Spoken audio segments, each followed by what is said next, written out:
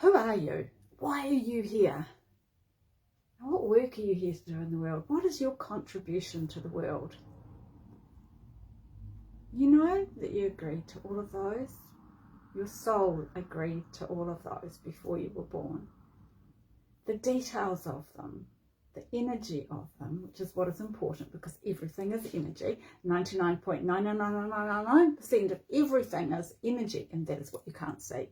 Well, everything is energy, actually. You can't see that. You can only see 0.0001%. That is all that becomes particles that we can see. The rest is energy. Now that energy is so important, so paramount. And that energy that you bring into the world is here to be shared. Now you can go guessing, you can go trial and erroring, you can go guessing, second guessing, trying something out, trying something on, copycatting somebody else, doing whatever you want.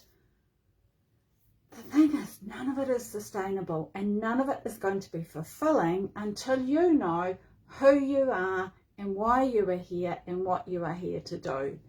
And then how you use that energy to go out there and do it. That's where I come in. Now for me, I grappled for years. Who am I? What am I here to do? I'd followed all the traditional, well not all the traditional paths, but I'd gone down some of the expected routes. You know, getting married by a certain age, having children by a certain age, doing all the right things, right? Going to school, getting the qualifications, getting a job, saving up for a house, doing all the right things, right? And then, you know, who am I? What am I here to do? And I guessed and I second guessed and I took all the personality assessments known to man, were all the ones that were around back then, right? Got different answers. There'd always be something that, oh, I don't like that. No, I'm not that. And so I'd go. Some of them I went and took the assessments again and I got different answers. Can you believe it? It's true, right? You go try it, you'll get different answers too. And so I didn't believe them. I was like, that can't be right, because otherwise why is there not just one answer for which personality type I am, right? On all the ones. And I'm not dissing them in any way. I didn't trust them. And if I didn't trust them, I couldn't go out there and be that because I didn't like the answers.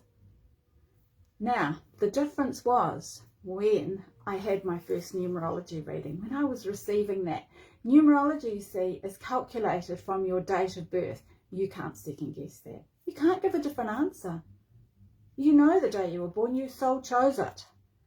And so I remember thinking before it, well, whatever is in here, I have to accept it because it's only based on my date of birth. And throughout that whole reading, I was like, settling more and more. I could feel myself landing into my body, landing into my heart and my soul, seeing myself for the first time, realizing and understanding who I am, my gifts and my flaws. And yet nothing really is a flaw, is it? Because it's how we're choosing to show up. You know, and some of my flaws were me not really stepping into my gifts and my strengths because they had been squashed as a child. And so I then had permission to step into them and become who I am here to be. And that's why I trained in numerology, and that's why I now apply it to help women leaders in particular lead better, do better, have their teams function better, so that everybody is happier, the businesses make more money. And when you apply it in that way, like it's not just that one reading is life-changing.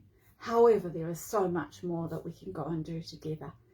So I just wanted to share that story about how impactful that has been for me and for my clients as well.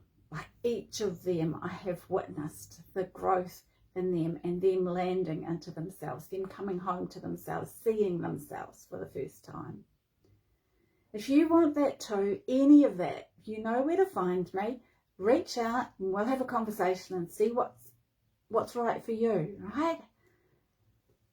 And in the meantime, thank you for listening to my story.